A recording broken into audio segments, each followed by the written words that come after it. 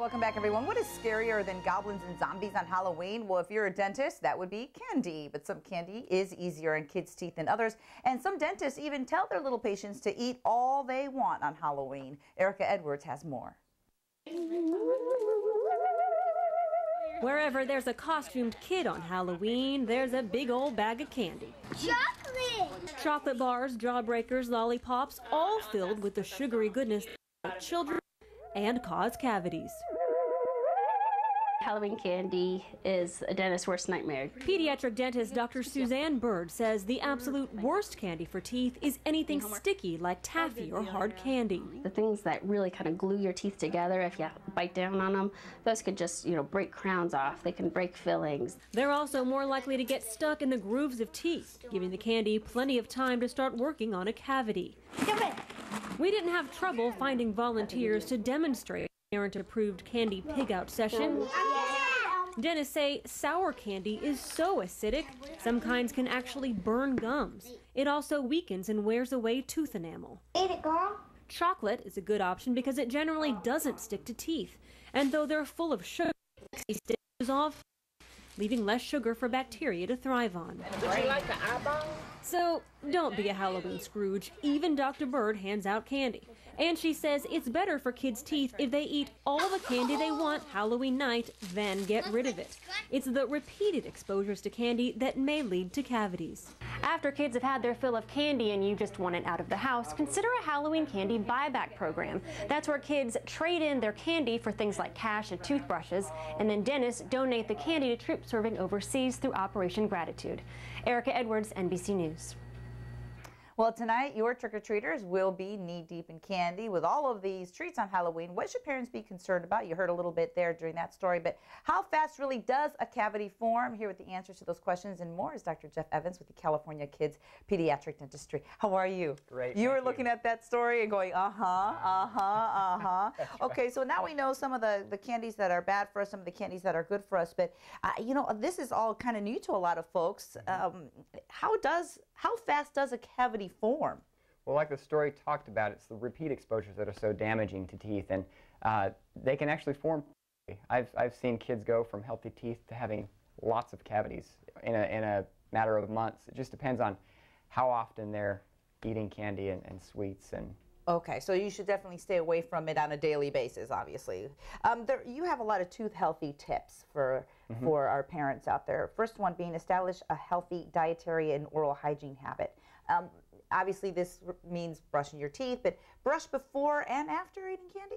We know about the after part, but why the before part? Yeah, so obviously toothpaste is going to make your candy taste disgusting, so you don't have to brush with toothpaste, but brushing before is going to help because you get the plaque off the teeth, and the plaque are where the bacteria reside. So you can even brush without the toothpaste, so you don't make your candy taste Okay, so bad. before they go out trick-or-treating, just have them brush really quickly. Or even just right before they're going to start eating, like when they get back, they'll probably be eating some candy while they're trick-or-treating. Oh, yeah. More, when you're going to sit down and eat all the candy, brush your teeth, clean them up. All right, chew sugar-free gum is the second pointer there. Yeah, so chewing gum can actually clean the teeth, get candy out of the grooves because you're chewing and it's sticky and it pulls. Plus it stimulates saliva production, so you're washing the candy away and you're washing the acid that's generated by eating candy. So after they have their candy, give them a piece of sugar-free gum. Yeah, it's great. Okay. Avoid chewy treats and hard candies. We heard that in the story. That's interesting. And the sour ones too, right? I didn't know. I love those Sour Patches. Yeah. Well, it's there's acid in those sour candies, and it's the acid that really causes cavities. So you want to avoid. Mix in healthy snacks, and I see a lot of people doing this. They'll pretzel bags or something a little bit healthier. Yeah, that's great. I mean, if you can be the healthy house on the block, that'd be great. Not a lot of people like you, but you'll be the healthy house on the block. Okay. It says here that's one of the tips. Be a tooth healthy house on the block. So mix some cracker snack packs, trail mix packs in there. So my mom actually used to give away hot chocolate, and kids loved it. Yeah. That's true. That's a good one. That's a good one. Monitor candy consumption and only allow Halloween treats, obviously, in moderation. Yeah, so two things that you can do here. You can let your kids have a few pieces of candy after every meal. That way they're getting the candy at the same time they're eating and you're not having an extra exposure to the sugars and carbohydrates. Second, you can pick how much candy you want them to eat like they gave the example on the before me, let them eat it all Halloween night and then donate the rest. Okay. Keep in mind, you eat too much candy, you're going to get a tummy ache. Yeah, So. and is it true about the sugar in the candies not allowing kids to fall asleep properly or fast enough? I mean, is that, because I've heard different sides of that. Yeah, I don't know that there's any hard evidence showing that, but you know, you hear sugar high and all of that. I don't know. Let's take a look at some pictures that you sent over. This is what can actually happen to your teeth. Now, what is this that we're looking at? So this is a chart that shows what is needed to form cavities. You know, you need bacteria, you need carbohydrates or sugars, you need a tooth, and time, and those combine to form cavities. And the picture here shows the white areas along the gum lines are the very beginning stages of cavity formation. That's acid-etched enamel, and over time, as the acid attacks the teeth more, then it breaks away and forms into these later stages of full-blown cavities, severe cavities. And these, I hear a lot of times that the cavities form in the molars, but these are front teeth, front teeth. This is, I mean, yeah, we see a lot of kids. We see a lot of kids with cavities in the front teeth.